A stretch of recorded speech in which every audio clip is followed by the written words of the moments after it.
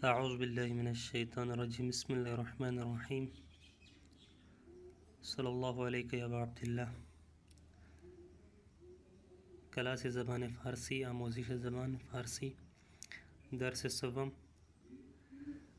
آج کے درس میں ہم مصدر اور فعل کے بارے میں آپ کو بتائیں گے، لیکن اس سے پہلے یادآوری کرا دے کہ فارسی میں حروف تہجی کو الفابا کہتے ہیں، جو کہ ہم نے آپ کو درس اول میں بتایا، اور گرامر کے لیے دستور زبان کا لفظ استعمال ہوتا ہے۔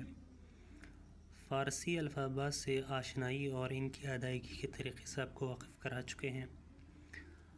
آپ جانتے ہی ہیں کسی زبان کو سیکھنے کے لیے پہلے مرحلے میں حروف کی پہچان کرائی جاتی ہے، اس کے بعد لفظوں سے آشنا کراتے ہیں، اور تیسرے مرحلے میں افعال کے بارے میں گفتگو ہوتی ہے۔ تو ماشاءاللہ سے 2 مرحلے آپ طے کر چکے ہیں، گزار چکے ہیں۔ اب تیسرے مرحلے میں فعل پر گفتگو کر رہے ہیں۔ عموماً زبان کے لحاظ سے فعل کی کئی قسمیں کی جاتی ہیں، ماضی، حال اور مستقبل، اور ان کے آگے جا کر مزید تقسیم ہوتی ہے، جیسے ماضی قریب، ماضی بعید وغیرہ۔ اور افعال کی بھی اس تقسیم کے بعد اب ہم آپ کو مصدر کے بارے میں بتا رہے ہیں۔ کسی بھی کلام کی بنیاد اور اساس مصدر پر ہوتی ہے، اور مصادر فارسی سیکھنے والے جو افراد ہیں ان کو اچھی طرح مصادر یاد ہونی چاہیے، کیونکہ مصادر کسی بھی زبان کی جان ہوتی ہے۔ مصادر سے فعل بنتے ہیں، جملہ سازی کے لیے آپ کو کام آتے ہیں، تو جتنا ہو سکے زیادہ سے زیادہ مصادر یاد کریں۔ اور مصدر بنانے کے طریقے فارسی میں وہ ہم آپ کو بتانے سے پہلے ہم آپ کو کچھ الفاظ معنی کی طرف ہم چلتے ہیں۔ تو بسم اللہ الرحمن الرحیم۔ فارسی اور اردو، رٹ والے فارسی ہیں اور بلی والے اردو میں۔ بازی کھیل، ہولے تولیہ، گردش سیر، یعنی پکنک کے لیے جو جاتے ہیں گردش کہتے ہیں اسے۔ اتاق خواب، سونے کا کمرہ۔ خمیر دندون ٹوتھ پیسٹ۔ صبحانے ناشتہ۔ نہار دوپہر کا کھانا لنچ۔ شام کا کھانا، یعنی شام کے کھانے کو ڈنر کو لنچ شام ہی کہتے ہیں۔ اور مسواک برش، خانہ فرہنگ ثقافتی مرکز، مدرسے اسکول۔ گرما گرمی، سرما سردی، یخ برف۔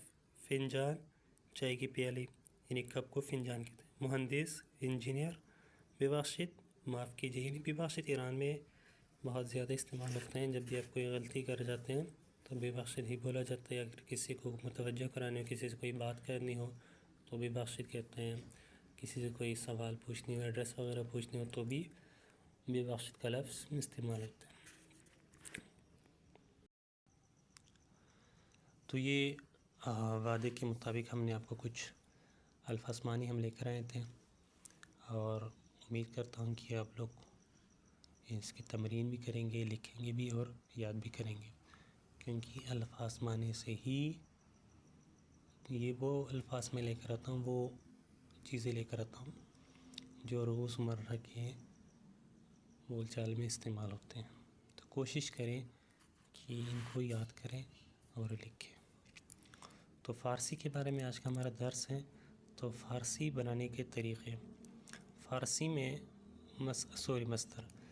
مصدر میں فارسی میں مصدر کو 2 طریقوں سے پہچانا جاتا ہے۔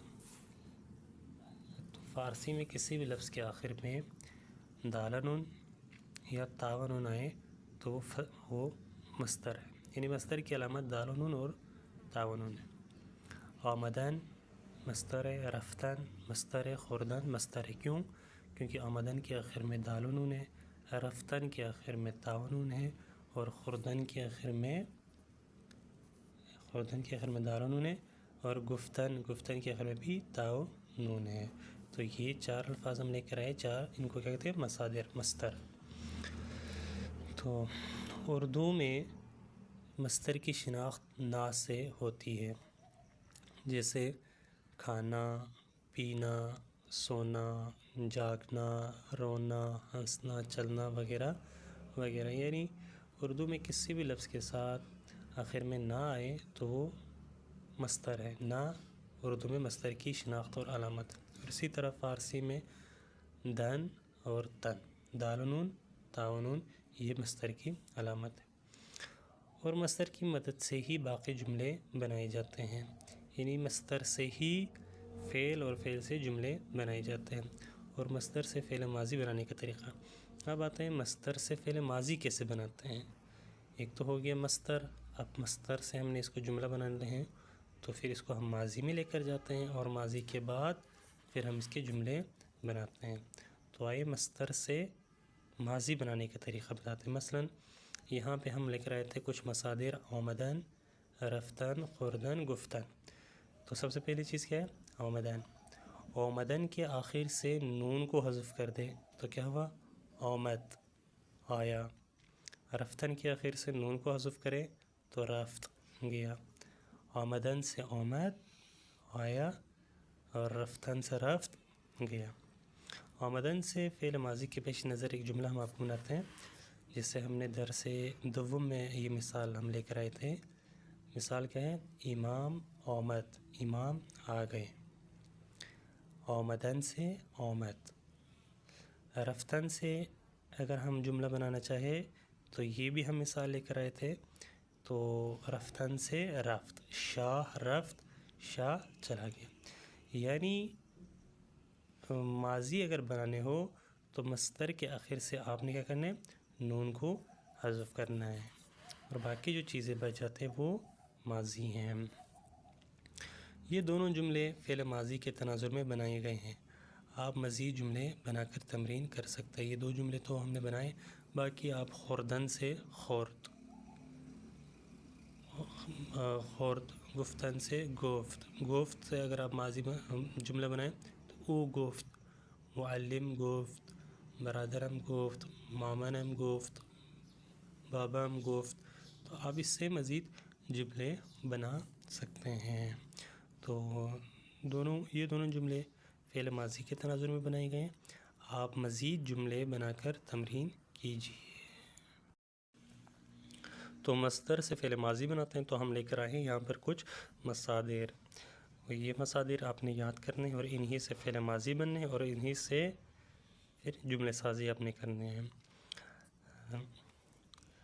دیدن، رسیدن، رفتن، ریختن، ساختن، شستن، گفتن، گرفتن، کشیدن، کشتن، فهمیدن، شنیدن، شناختن، شکستن، ترسیدن، پوشیدن، پریدن، پرسیدن، پذیرفتن، پرستیدن، بویدن، بستن، بردن۔ یہ کچھ مصادر ہیں۔ اب آپ نے اوپر جو ہم نے قانون یہاں پہ بتائے ہیں، اس کے مطابق ان کے آپ نے ماضی بنانے ہیں، فعل ماضی، اور پھر اس کے تناظر میں آپ نے جملہ سازی کرنا ہے۔ مثلا دیدن سے اگر آپ بنانا چاہیں تو دیدن سے دید، تو او دید، علی دید، محمد دید، فروہ دید، مریم دید، فاطمہ دید۔ تو یہاں سے نون کو حذف کرنا ہے، اور اس کے بعد آپ نے جملے بنانا ہے۔ تو باقی جتنے بھی مصادر ہیں ان کے بھی آپ کوشش کریں کہ ان کے ماضی بنائیں، اور ماضی کے بعد ان کے جملہ سازی کریں۔ تو اب تک کے لیے اتنا، اپنا بہت سارا خیال رکھیے گا۔ خدا نگہدار، اللہ حافظ۔